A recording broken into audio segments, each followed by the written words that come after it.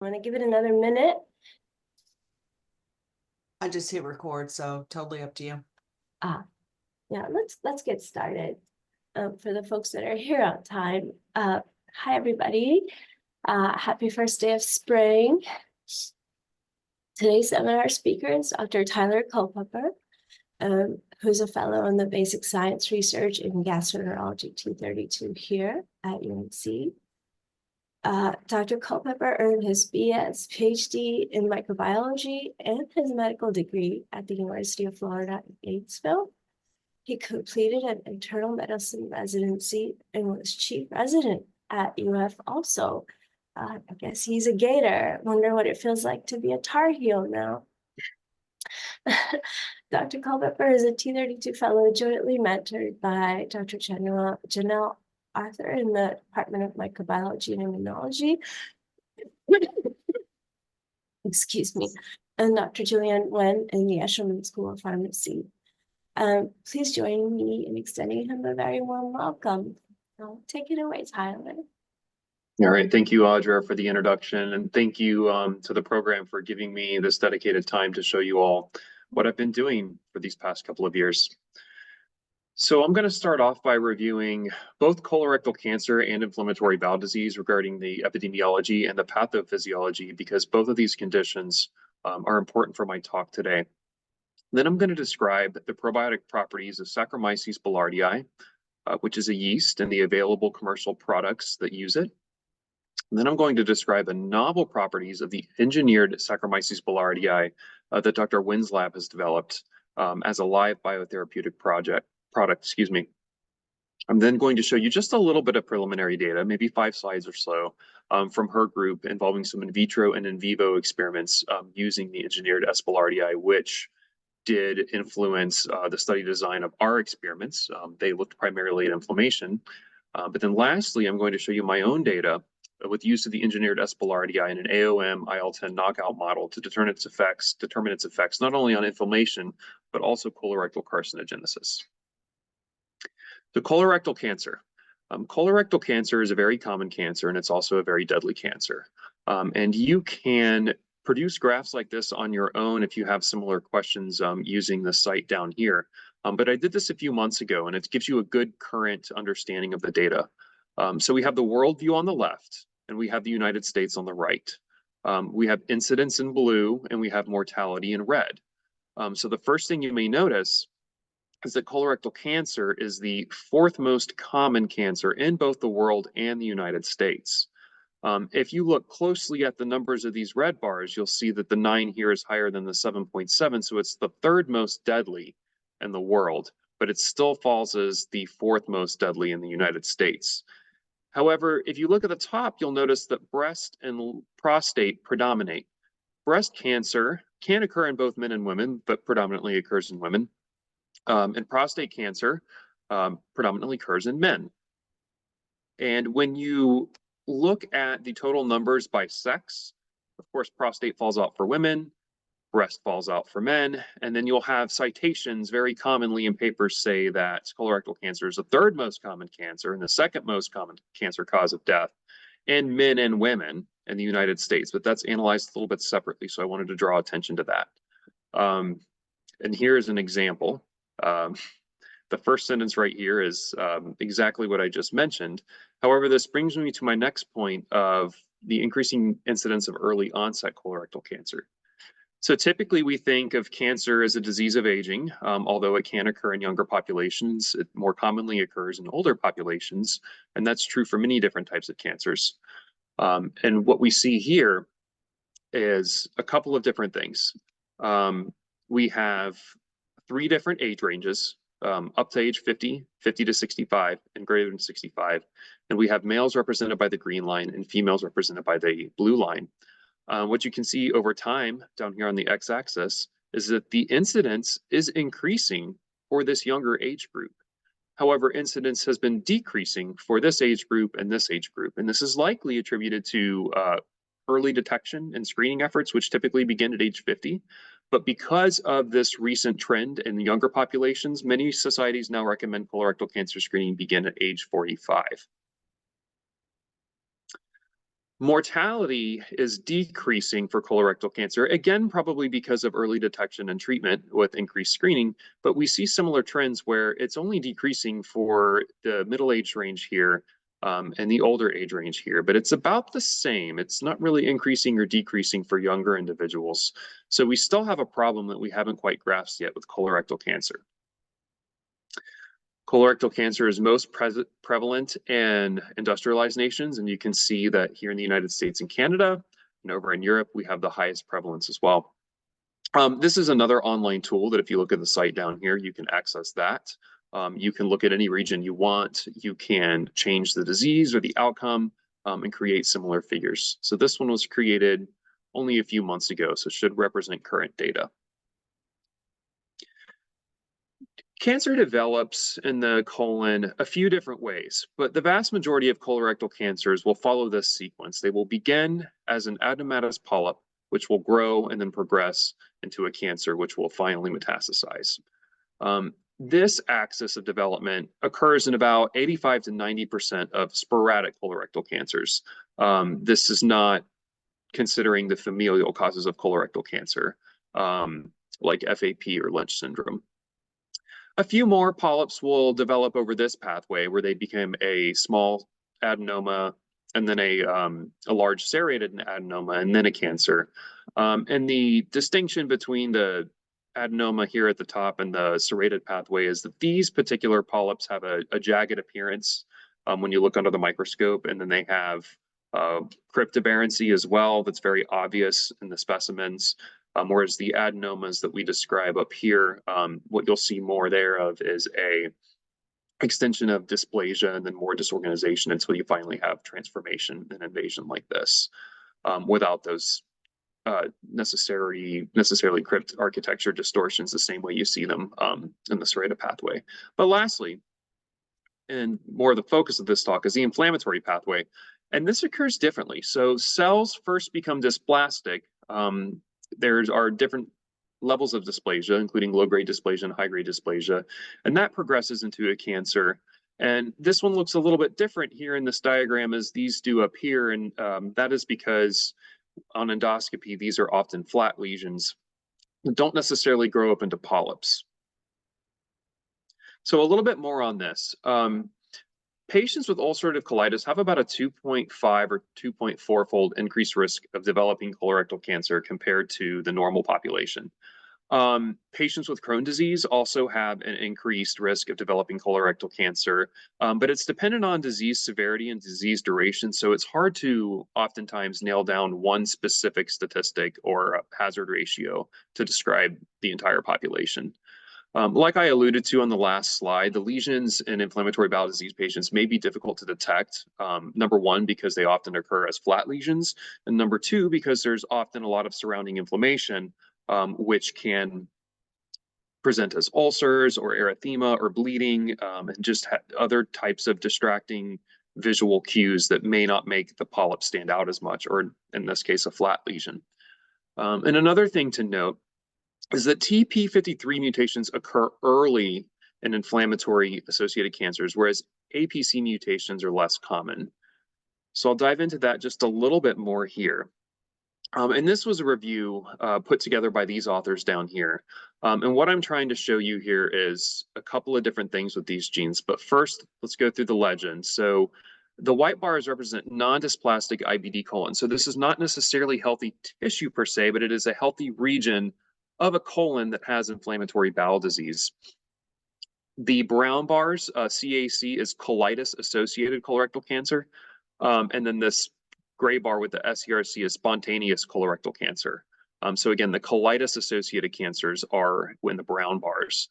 And when we look over at APC, we see that that is the predominant mutation in sporadic colorectal cancers, which, as you recall, represents 85 to 90% of colon cancers.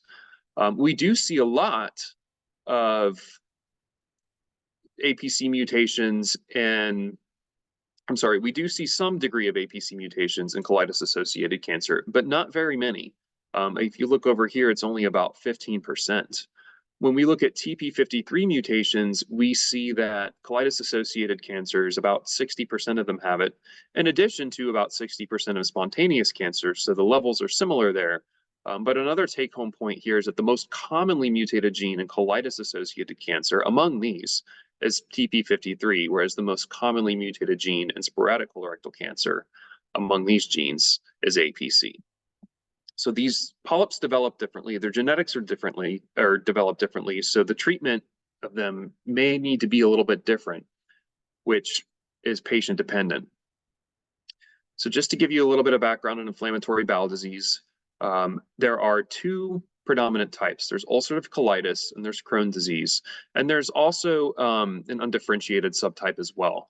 About 2 million people or a few more have inflammatory bowel disease in the United States, and you'll see that 800 and 800 doesn't quite add up to that, but then when you add in the undifferentiated folks, you get to about that number. Ulcerative colitis always involves the rectum and must ascend proximally. You can have proctitis alone, you can have proctosigmoiditis, you could have left-sided colitis, or once we get past the splenic flexure here, we refer to that as pancolitis. But you can't, for example, have right-sided colitis without having left-sided colitis in this disease process. Ulcerative colitis is isolated to the colon. It does not involve any other part of the GI tract. And the lesions that are produced by this disease are relatively superficial. They're not deep penetrating ulcers. They're more shallow, friable, bleeding lesions without penetration. And then on biopsy, you won't see granulomas when you biopsy the inflamed tissue. However, in Crohn's disease, patients may exhibit skip lesions, which means they have discontinuous inflammation separated by regions of healthy tissue. And this can be on a small or large scale. And on endoscopy, it will have a cobblestoning appearance where you see healthy tissue mixed in with inflammatory tissue and islands. This can involve the entire GI tract. This image here depicts it involving both the large bowel and the small bowel. However, it can involve the entire GI tract, including the oral cavity. The lesions here are often deep and penetrating ulcers. They can be serpentiginous. They can create what are called fistulas, which are connections between two lumens in the body that aren't supposed to be connected. For example, you could have a fistula from this loop of bowel to this loop of bowel, or from a loop of bowel to the bladder, from a loop of bowel to the skin. And I'll talk a little bit more about those on another slide. And then lastly, you can see granulomas if you take biopsies of inflamed tissue in Crohn's disease patients. Admittedly, I've done some chart review studies before where I've read hundreds of charts of patients with IBD, many with Crohn's, and in their biopsies, rarely is there a granuloma. You can find them, but they're pretty rare. So just because you don't see granulomas on a biopsy does not mean your patient does not have Crohn's disease. Complications of IBD are several. The first of which we already discussed a little bit, is the increased risk of colorectal cancer. I started to talk about fistulas a little bit on the last slide, and fistulas and strictures are only part of Crohn's disease, not ulcerative colitis.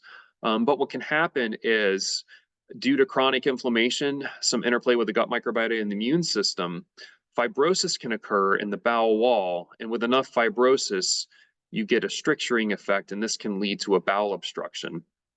There's also fistulas, which I alluded to again in the last slide, and this is an example of a perianal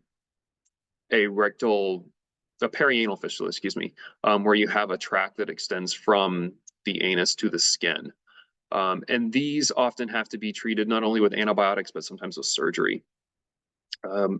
More on that, what can happen to patients with both Crohn's disease and ulcerative colitis is that they can lose their colon. If the disease is not well controlled, colectomy, or in some cases, small bowel removal as well, is implicated. This can leave patients with a bag, which is one of the #1 fears of many patients with IBD. They'll tell you they don't want to have a bag. Or they can have a procedure like this. This is called a J pouch. And what this is a region of small bowel that is brought down and connected to the rectum after a total colectomy. Now, if that cures your ulcerative colitis because you no longer have a colon, the problem is that this can also become inflamed and you can develop something called pouchitis, but also these people now don't have the reservoir that the rest of us do to hold their stool throughout the day. So they may have 8 to 10 bowel movements a day, maybe fewer, as a part of their new normal. And that's also something that people don't appreciate very much. And then lastly, immunosuppression is a big deal with IBD, not only because you're at an increased risk of infections due to the aberrancy of your own immune system, but the treatments for IBD are immunosuppressive, and then they can lead to things like reactivation of latent tuberculosis, hepatitis viruses, cytomegalovirus, in addition to increased risk of certain cancers such as melanoma, lymphoma. And the reason for this is because the immunosuppressive properties of the medications also can contribute to tumor evasion. The immune system is very important for detecting and eliminating tumors. So with immunosuppression, that ability is decreased.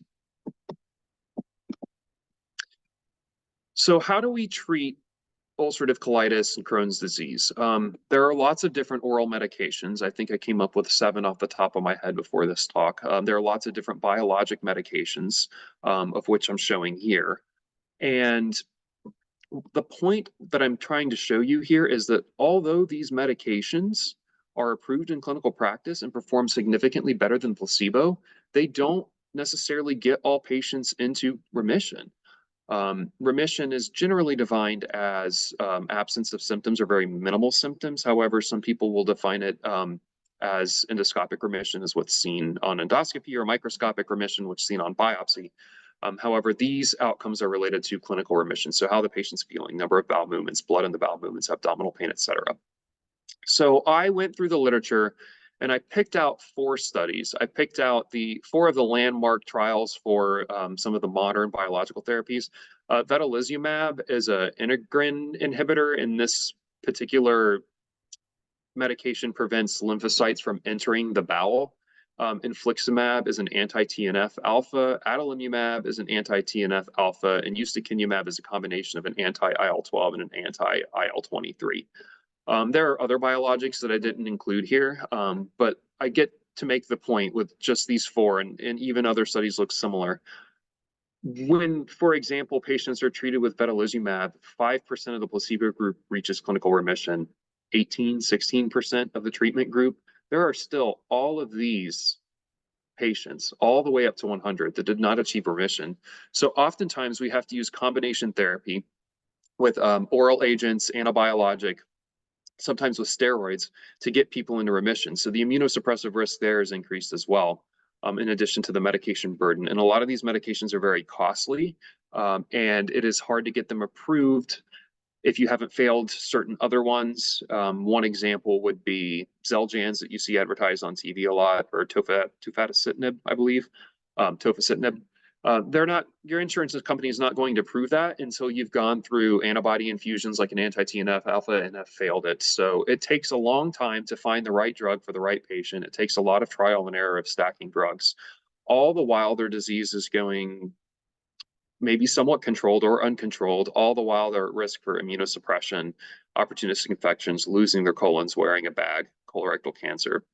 So I hope I've done a good job of convincing you that inflammatory bowel disease is still a big problem in our population. A lot of people have it. We don't have adequate treatments. And when disease goes left uncontrolled, you can lose organs or your life. So to move on a bit and talk about Saccharomyces boulardii. This is a probiotic organism that has multiple properties. It can secrete different proteins, including proteases and phosphatases, which counteract pathogen virulence factors. It can also secrete short-chain fatty acids, which help colonocytes metabolize them. In fact, butyrate is the main energy source for colonocytes. It can stimulate the secretion of secretory IgA.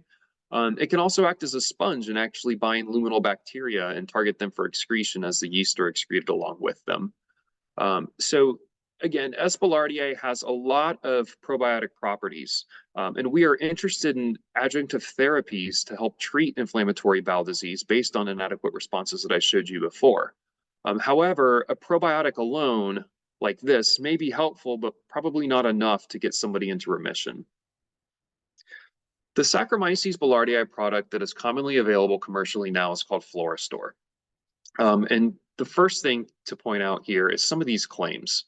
So helps flush out bad bacteria, stimulates immunity. Well, I mean, that's very vague. Stimulating immunity could mean stimulating a massive inflammation response that is harmful to the host. It could mean fighting infection. It could mean clonally expanding just one specific population of lymphocytes. So again, a very vague term. 10 times larger cells for more gut protection.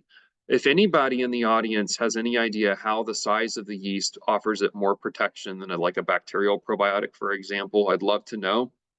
I have no idea how this has any scientific integrity. And you see these little daggers here noting that these statements aren't approved by the FDA, excuse me.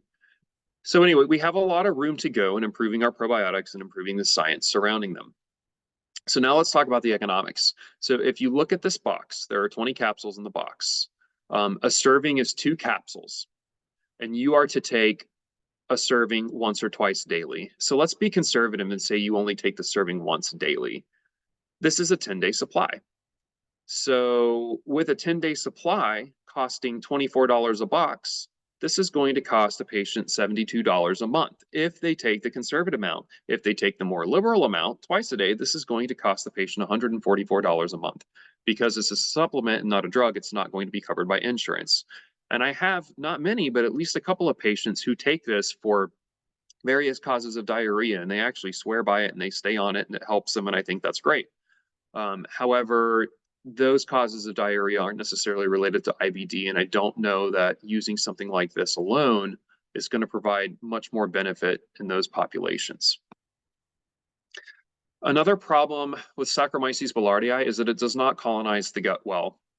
So this was a study I found in the literature in which 2 groups of mice were treated with Saccharomyces boulardii for 5 days, and then there was a washout period up to 20 days during which counts were recovered and Saccharomyces boulardii was enumerated. The 2 groups of mice included one group that received standard drinking water and one that received an antibiotic cocktail of 5 different antibiotics in the drinking water.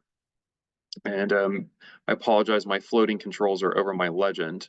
Okay, so blue is with antibiotics and red is without antibiotics. And the first thing to note is that without antibiotics, the yeast becomes undetectable in all mice after 7 days. So 2 days after the last gavage,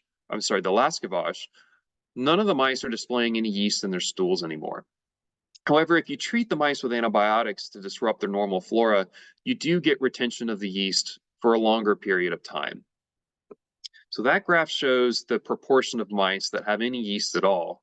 This next one actually shows the abundance, and you see a very similar trend.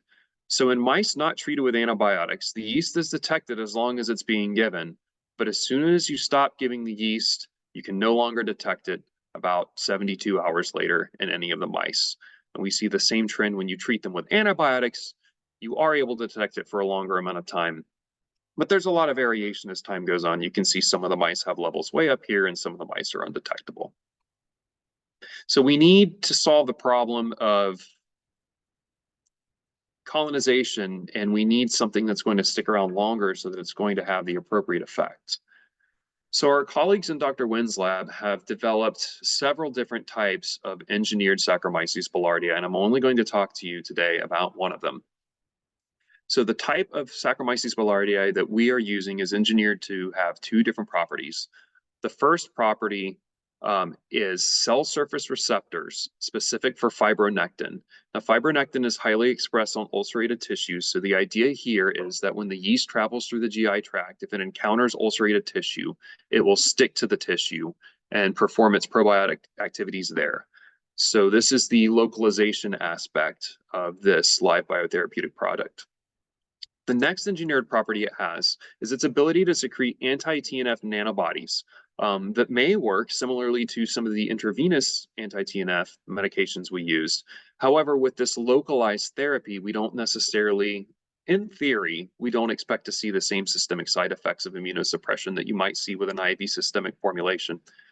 And lastly, the intrinsic properties of S. boulardii that I showed you on the review slide before are also in play in its effect on its clinical outcomes. So some in vitro data by Dr. Nguyen's group regarding the ability of this engineered yeast to bind to fibronectin. So what we see on the left are fibronectin-coated plates. We have the targeted Saccharomyces boulardii, and then we have a non-targeted, which I also sometimes refer to as unmodified Saccharomyces boulardii. And what you see in the white numbers are the optical densities of various cultures. So when you apply a more concentrated culture of the targeted Saccharomyces boulardii to a fibronectin-coated plate, you see a dose-dependent increase in fluorescence. However, when you use the non-targeted strain, you don't see any change over time.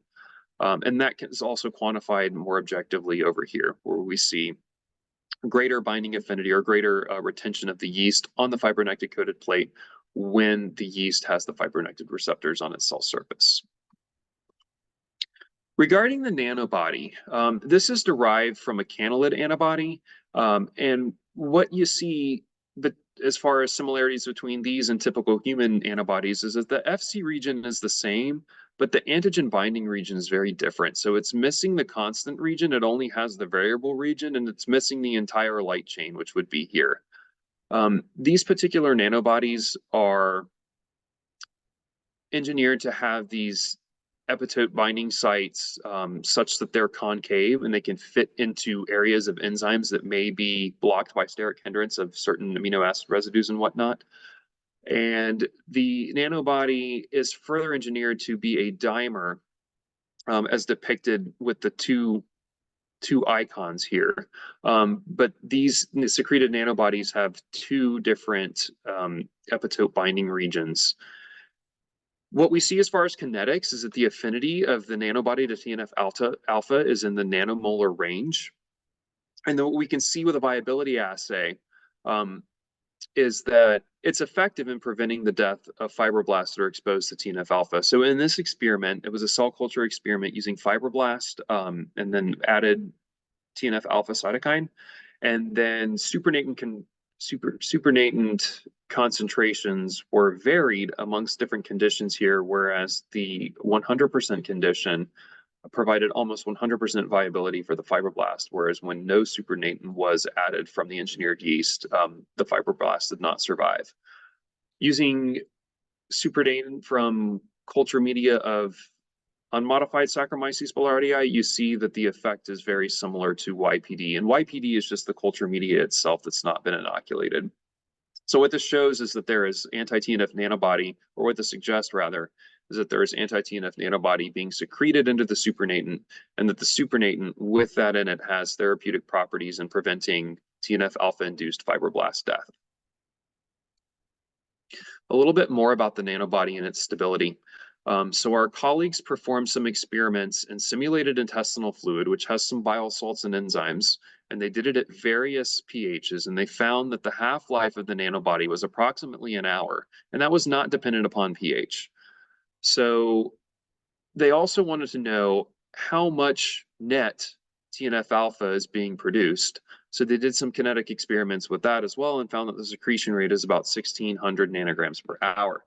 Now, if you look at the slope of this line, that doesn't add up to 1,600 per hour, but you're working against the degradation here. So you've got the half-life coming into play, you've got secretion coming into play, both of which yield this line here.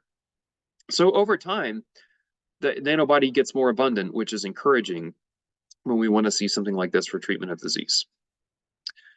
These are some data I produced myself, and these are just growth curves of the S. boulardii in question. So I have the unmodified S. boulardii on the left. I have the engineered S. boulardii on the right. I call it FN because it is fibronectin targeting, nanobody secreting. So when you see FN later in the presentation, remember fibronectin nanobody.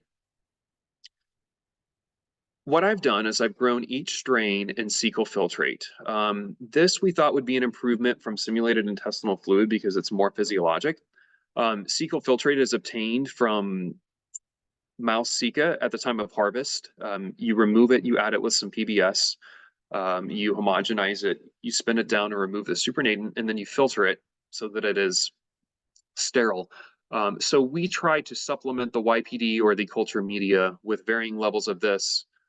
And what we found is that when you add NoSequel filtrate, in the white circles here, you have expected growth. When you add a little bit of cecal filtrate, 10%, you see increased growth. The culture enters the log phase sooner and it plateaus a bit higher in the stationary phase. But when you add 50% cecal filtrate, you go back down to what looked like 0%. And I didn't show it on the graph, but I'll tell you that I tried 100% cecal filtrate and the yeast just won't grow in that because they don't have all the nutrients that they need.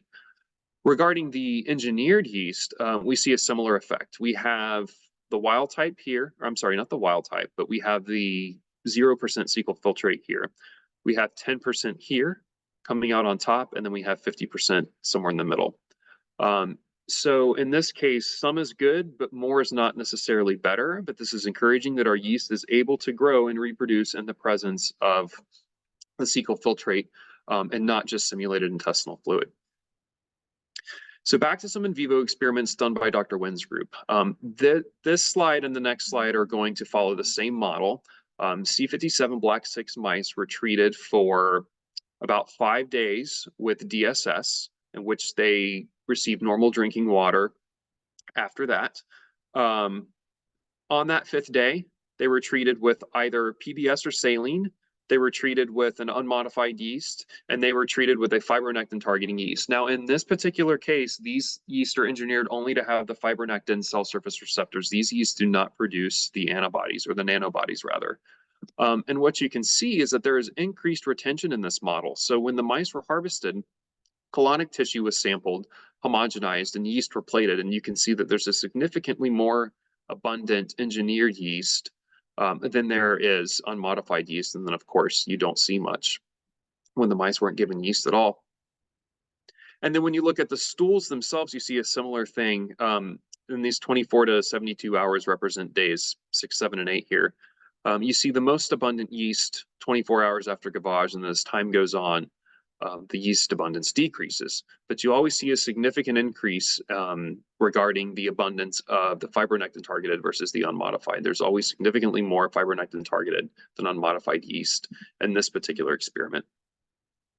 And then looking at clinical outcomes, we see a similar trend with clinical scores. These clinical scores are calculated based on stool consistency and the absence or presence of blood, which is described a little bit more down here. But a higher score is a worse outcome. And what you see is before the mice are treated, they all have pretty lousy clinical scores up here near the maximum. And then once they get treated over time, their clinical scores start to improve. The biggest improvements are seen with the engineered yeast. We do see some improvements with the unmodified yeast, but there's always a difference, or there's always a greater decrease rather with the engineered yeast. Looking at percent body weight, which is a marker of mouse health, we see that body weight is significantly higher, or significantly, excuse me, I shouldn't say significantly, but body weight is maintained in groups that are supplemented with either yeast, whereas body weight continues to decrease when mice aren't given yeast. Colon length is another marker of inflammation, specifically in the DSS model. Compared to healthy controls, we see that mice that aren't treated with yeast have the greatest decrease in colon length, about 1 centimeter compared to healthy controls, whereas you get a little bit of colon length back as you introduce either unmodified yeast or the engineered yeast. And lastly, tissue cytokine expression. We see that both the unmodified yeast and the engineered yeast are effective in decreasing tissue concentrations of interferon gamma message, similar to healthy controls. And TNF alpha, we see a greater decrease in expression for the engineered yeast versus the standard yeast. Okay, so on to my own experiments. We use a different model. This is not the DSS model. This is an AOM IL-10 knockout model, and it's an 18-week model. I ran 4 different groups. I had one group of 18 mice that received saline by oral gavage only. I had another group of mice that received engineered yeast once weekly, another group that received it twice weekly, and then a final group that received the unmodified yeast twice weekly. Now, this is the yeast that does secrete the nanobody. So these data are with respect to both the fibronectin targeting mechanism and the nanobody secretion. So we start with germ-free mice. We move them from the isolator into the cubicles, and we colonize them with a fecal microbiota transplant. In this line of mice, that is sufficient to induce inflammation over the 18-week period. So we colonize them, we wait about a week, we get a baseline stool sample before we begin any experimentation. And then a week later, we begin the oral gavages with either unmodified yeast, engineered yeast, or PBS. At about week 6, we begin weekly injections with AOM, and that occurs for 6 weeks. And this is what induces colorectal carcinogenesis. So we have the FMT and the IL-10 knockout model, which induces the inflammation. And then we have the AOM, which induces colorectal carcinogenesis and can be driven by inflammation. This model goes on for about 18 weeks. Somewhere around 16 to 18 weeks, you'll start to lose a mouse here and there. And in order to keep everybody at the same time point, we like to end it at 18 weeks so that we have one final time point that's consistent among many different mice. And at that time, we collect another stool sample. We obtain a Swiss colon roll, and we collect some other samples as well and enumerate tumors.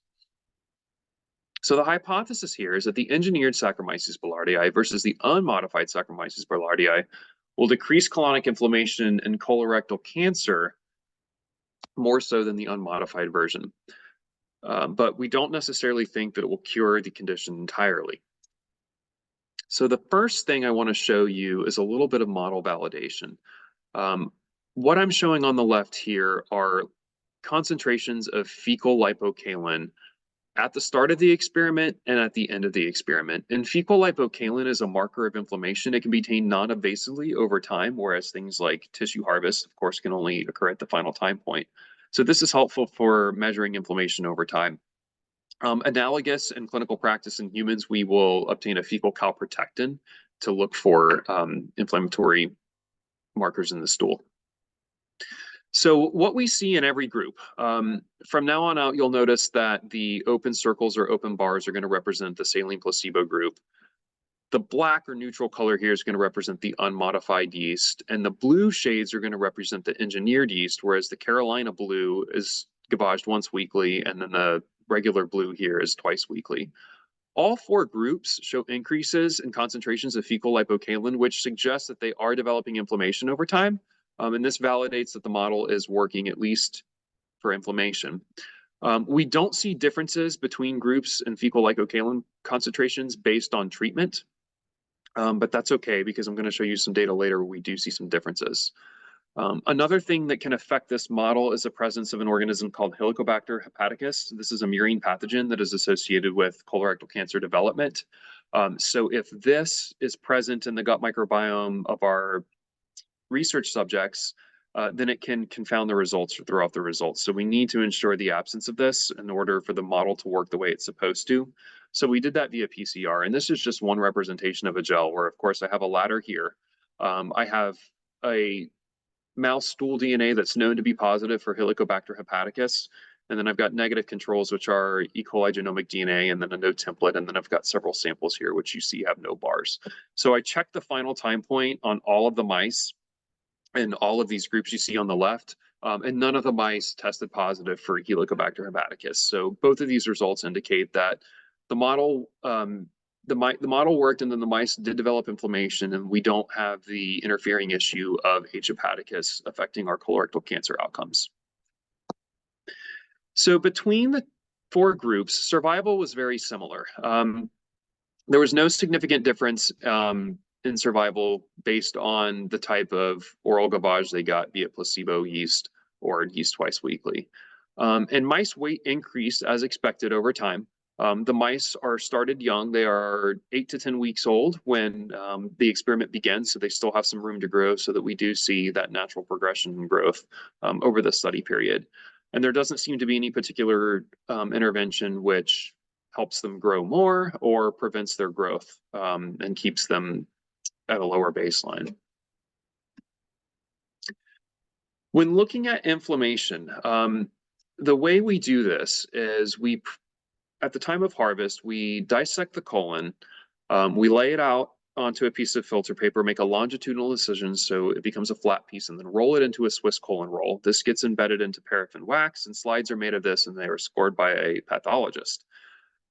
Inflammation scores are determined specifically with the criteria I've added down here, but briefly, it's by the number of inflammatory cells in the various layers of the colon, the number of inflammatory infiltrates, and the relative loss of goblet cells. So the more infiltrating immune cells there are and the fewer goblet cells there are, the higher the inflammation score is going to be. And what we find when we look at a composite score of the total colon is that we have a overall significant effect that suggests that yeast administered twice weekly, regardless of their engineered properties, do decrease inflammation. So this blue bar here, this is the engineered yeast given twice weekly. This black bar here, this is the unmodified yeast given twice weekly. But we see they're both lower than the once weekly in the placebo doses. When we break this out by region, the proximal colon, the mid colon, and the distal colon, we see similar trends in the heights of these bars, but none of these reach statistical significance. So this only reaches significance when looked at in a composite score, which is still encouraging. We also see a sex effect. In males, there's a significant overall group effect, again, which we see decreased inflammation scores for mice that received yeast twice weekly versus once weekly or placebo. You could argue that there's a similar trend or shape in the data here, but there's no statistical significance for females. We wanted to know a little bit more about what was the underlying mechanism of this anti-inflammatory effect we observed. So I did qPCR for many different cytokines, and I found that for almost all cytokines, there are no significant differences in expression of inflammatory cytokines or some anti-inflammatory cytokines based on yeast intervention. And this was done with the delta-delta method organized to a housekeeping gene and then to germ-free controls.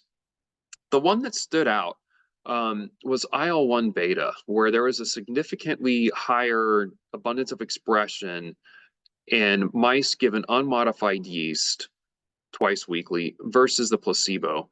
But there weren't any other pairwise comparisons that were specific. And it's hard for me to talk a lot about this. When I think about IL-1 beta, I think about macrophage activation or production by activated macrophages. So I don't know why a unmodified yeast would participate or contribute to macrophage activation more so than a engineered yeast, other than maybe that the engineered yeast are producing the anti-TNF nanobodies. They're binding up some of the TNF and the local cytokine milieu, and they are contributing to less activation of macrophages by TNF alpha. However, we don't actually see any differences in TNF alpha expression. However, that doesn't mean there aren't differences in TNF alpha protein abundance in the tissue. I did get excited earlier when looking at IL-23 because I had run the qPCR before finishing the final group and seen the data as only these 3 bars here. But that did reach significance at that time, but when you add this in, you lose the overall group effect, and then the post hoc comparisons are not necessarily valid. And unfortunately, this is a better way to do it. It's a more appropriate way to do the statistical analysis. And in this case, all of the samples were run on the same plate. So that is a more appropriate technical way to do the qPCR. So sadly, I can't say that this effect is real based on these data. Now, moving on from inflammation to colorectal cancer. We look at colorectal cancer via biopsy, not biopsy, but via histology and with gross tumor enumeration. And we have 2 different scoring systems. First, we calculate a neoplasia score, and then we calculate an invasion score. And on the left, you'll see neoplasia scores. They're basically driven by dysplasia or invasion. So that's the first step. The next step is to calculate an invasion score, and that's determined on both the percent of the colon involved and the neoplasia score. So the first thing is to determine how much of the colon has invasive tumors in it. If it is 60% of the colon, for example, then you assign that a score of 3. And then once you've assigned the score, you multiply it by this number, which represents the neoplasia score. Now, a neoplasia score from 0 to 3 is not an invasive cancer, so those scores get assigned 0 because they're not invasive at all. But if the neoplasia score was 4 or 5, you multiply by 1 or 2 respectively, based on the level of invasion. I'm not going to show the data because they're all negative, but sorry to say that there were no significant differences in neoplasia scoring nor invasion scoring between any of the treatment groups when you look at the entire colon or when you break it out by region, as I did for inflammation. However, we're encouraged by the gross inspection. So when I laid these colons out, as I described before I rolled them into Swiss rolls, I measured and noted the size of each tumor. So I have data on tumor number and average tumor size. In tumor number or tumor multiplicity, we see that there are decreased numbers of colonic tumors in mice that receive yeast twice weekly versus those that receive it once weekly or not at all. However, there's no difference between the engineered yeast and the unmodified yeast. Tumor load is a metric that you see a lot in the literature, and this is essentially the number of tumors in a given mouse multiplied by the average tumor diameter in that mouse. So it's just a multiplicity factor in that way. So it should be no surprise that you see similar trends with tumor multiplicity and tumor load, since this is exactly one of the variables that goes into this calculation. Average tumor size, the other variable, we see no differences between groups. So the differences in tumor load are driven entirely by the differences in tumor multiplicity. But that's still encouraging because fewer tumors is better than more tumors. And again, when we look at tumor multiplicity, so again, this graph here on the upper left, when we break it out by region, we again see similar results for the distal colon and the mid colon, which each reach statistical significance. We see a similar trend in the shape of the data for the proximal colon, but that does not reach statistical significance. So I wondered why the engineered yeast and the unmodified yeast were behaving similarly with these colorectal cancer outcomes. So I thought, is it colonizing as well? Because in the DSS model, that was a totally different model of inflammation that was superficial. That wasn't a transmural inflammation model with infiltrating immune cells. It's a chemical irritant. So maybe the yeast can bind better in that model than they can in this. So I tried to reproduce the experiments with the Wynn lab where they showed the abundance of the yeast after 3 days of gavage. But I found very different results. So I apologize for the colors here. I realized this last night, but I've switched a little bit on you. The blue bars now are actually going to be the unmodified yeast. These are not the engineered yeast. The black bars are the engineered yeast, the FNSB. So I took about 5 mice, or 15 mice total, had 3 groups of 5, and I gave 5 of them PBS. I gave 5 of them, or 4 of them unmodified yeast, and 5 of them the engineered yeast.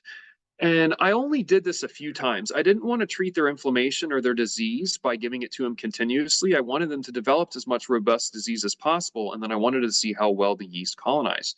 So I would give them 1 gavage on a Monday, and then I would collect stools Tuesday through Friday and plate them in the determined CFU per mils. So I have data from weeks 4, 8, 12, and 18.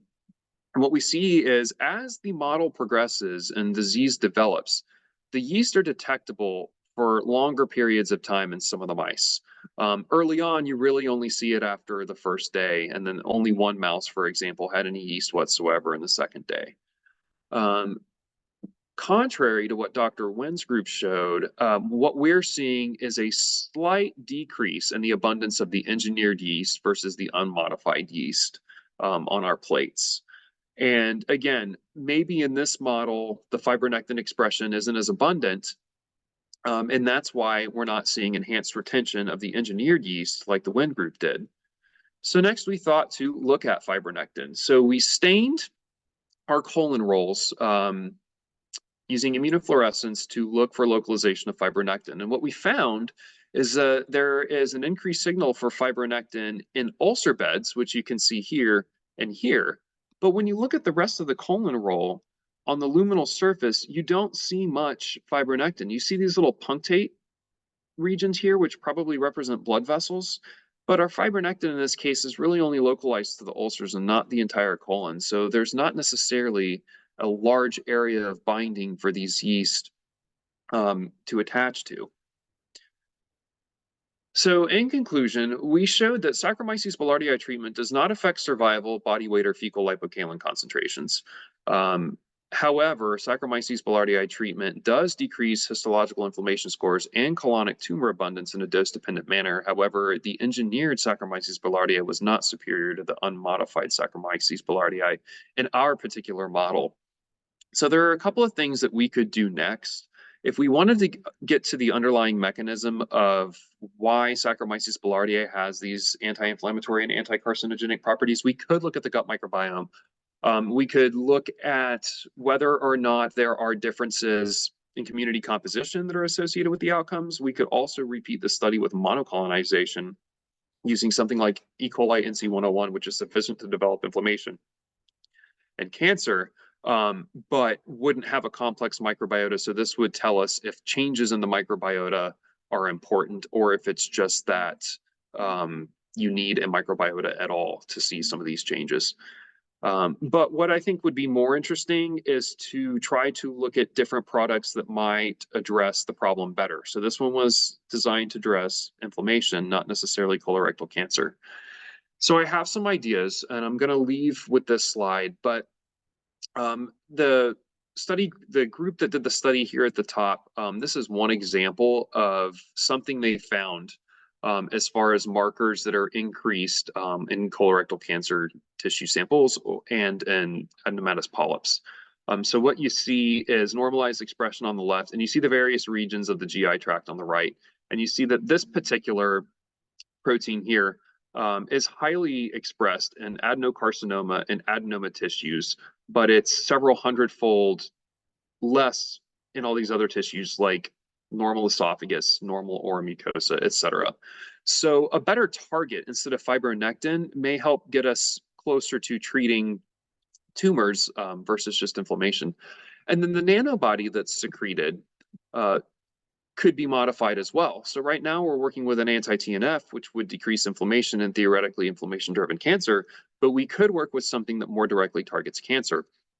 For example, an anti-PD-1. A lot of those are used in clinical practice, or an anti-VEGF. A lot of these, you can see the drug names here. They're already developed and they're being used to treat cancer. However, they're not in live biotherapeutic products yet, except for maybe the anti-PD-1 therapy is being explored right now with E. coli Nissl, and I found a little bit of that in literature, so that's one of the ones I've latched onto.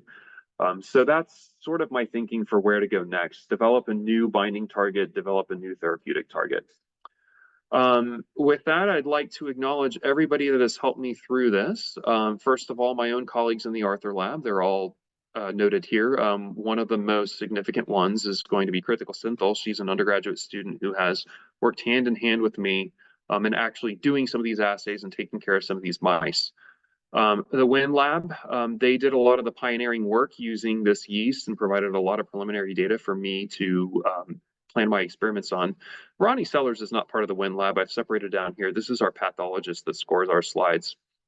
And then my research advisory committee, Dr. Bott, who introduced me today, of course, Janelle Arthur, who heads the lab, and Julian Wen, who oversees the yeast project in general, and of course, Dr. Sartor, the director of the program, and another committee of mine. And then lastly, my funding, I got a generous donation from the Lowenthal family last year, and I'm also funded on our departmental T32.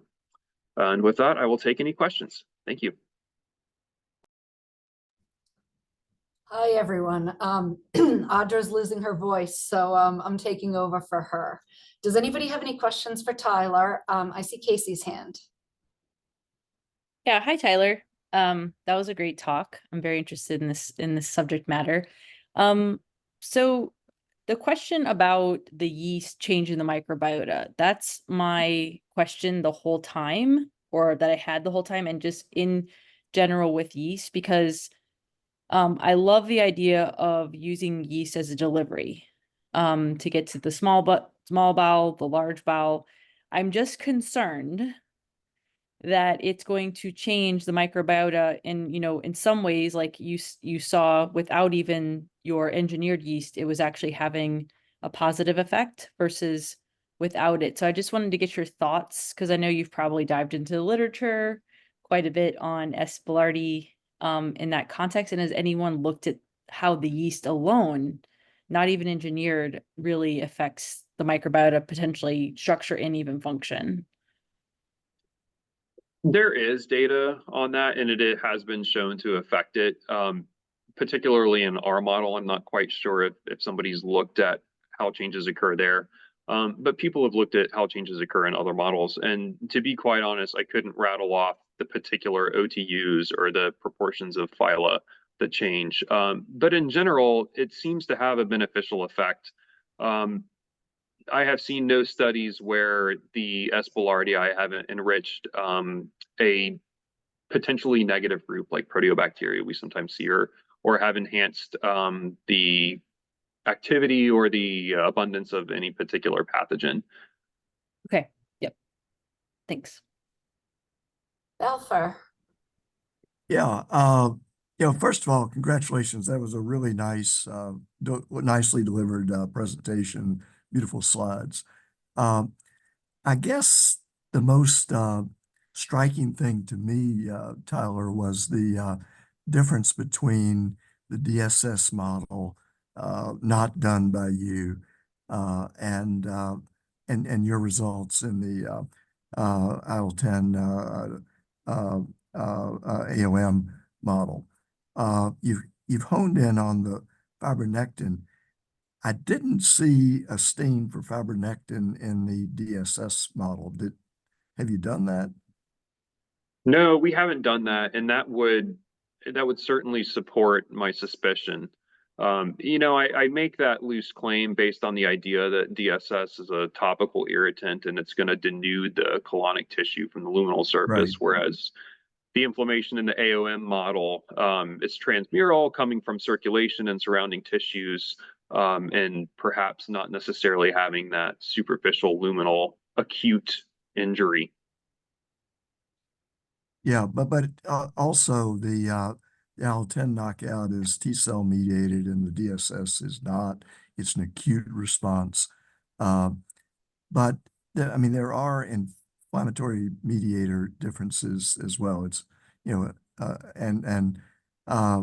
as I believe that, we have not gotten, we meaning Simon, has not gotten differences with anti-therapeutic effects with anti-TNF in the IL-10 knockout model, which appears to depend on the TNF results depend on IL-10. But I'm interested in, not only in the engineered yeast, but the fact that the S. boulardii was protective with inflammation.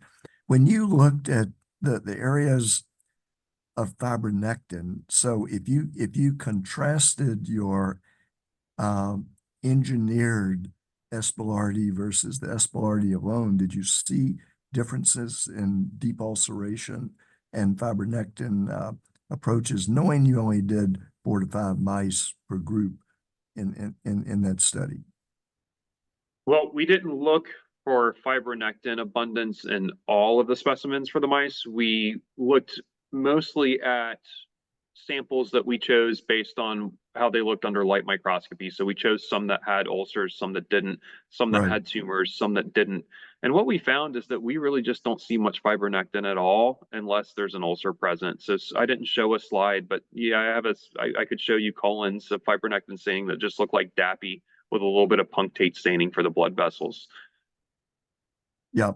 Okay. Well, and then going back to your introductory slides, I can't remember the gene, but there was a gene highly associated with inflammation-induced, not induced, but associated cancer. Could you tell us a little bit about what pathways are being involved with the TP53? And could that be a target in your inflammation associated? Because it's the most strikingly upregulated. It's still relatively low frequency, but it's percentage-wise the highest.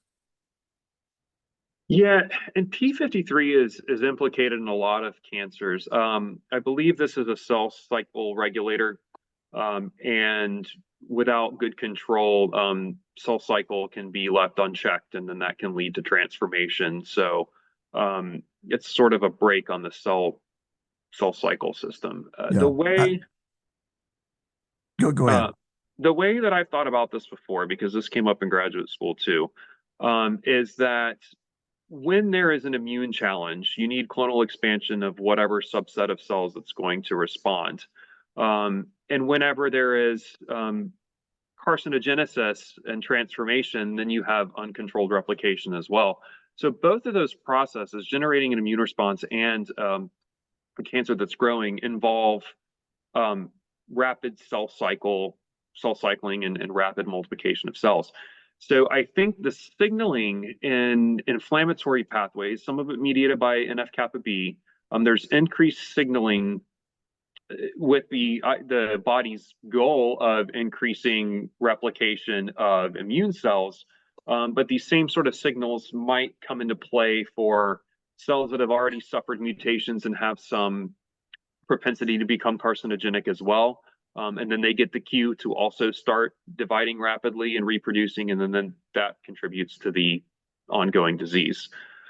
So how they're associated, that's about as good as I can describe, but I don't know if that answers your question. Well, I was wondering, just as a therapeutic target, might that give you some hints? Perhaps, but I don't know of any current medications that we use in clinical practice that target that particular protein. I wonder if you would have well, of course, all chemo has deleterious effects, but I wonder if you'd really have a problem with cell cycle regulation in normal cells if you tried to block p53, or you tried to enhance p53 rather. We could try it. In my mind, I was sticking with things that have already been shown to help treat cancer as just modifying them into the live biotherapeutic product instead of the systemic infiltration. No, I agree. Infusion. Thank Nice you. job. I think I see a question from, it looks like a Dr. Zhang. Oh, yes. Can you hear me? Yes. Yeah. Hi, Tyler. That's a great talk. I got a question about the AOM-induced colon cancer model. I noticed that you tested the tumor numbers and the tumor size. And have you tested the gene expression of tumorigenesis markers, such as Wnt signaling, PCNA, and cyclin D1? I noticed that you tested the pro-inflammatory cytokines markers in this model, but my feeling is that this is a colon cancer model. Maybe you can test it some tumorigenesis markers as well. No, I haven't done that, and it's actually it's a pretty good idea. I think it could serve as a good complement to the macroscopic data, especially showing that we didn't have many changes in the microscopic data. So a discrepancy there could be better supported with some more data looking at a different view. But the short answer is no, I haven't done it, but I appreciate the suggestion. Yeah. All Thank right, you. last question. Thank you. Last question from the, looks like the 7th floor UNC crew. Hey there, Tyler. That was a great talk. I am curious, going back to the intro, I forget the commercial name, but their 10% or 10 times bigger cell brand. Does your data kind of actually support that? It looks like yeast of any engineering or not could actually help tumor load, could help a level of inflammation. Do you think that it's worth revisiting those kind of supplements? Oh, yeah. So my goal with this slide wasn't necessarily to discredit the product Floristore. I was just simply discrediting the claims a little bit because they weren't scientifically well-founded. The 10x larger cells, to speak to that, yeah, every time I go to gavage yeast into a mouse, I put it under the microscope and look at it first to make sure I don't have little black dots, as opposed to these nucleated cells that I can see. The little black dots being bacteria. So yes, I can confirm that I've seen many times that they are indeed 10 times larger than typical probiotics that are bacterial in origin. I just don't know how that really matters as far as how that produces a clinical outcome, and that was sort of my slant. So not for the size, but should you be prescribing these? Like, if it looks like they could actually decrease tumor load by 50%, that seems useful. We could, but personally, I come from a background where my previous postdoc was doing clinical trials, in a sense, on probiotics. They're just not technically clinical trials because they're not drugs. But we did a lot of that, and we found a lot of things that were sometimes supporting the claims and sometimes not.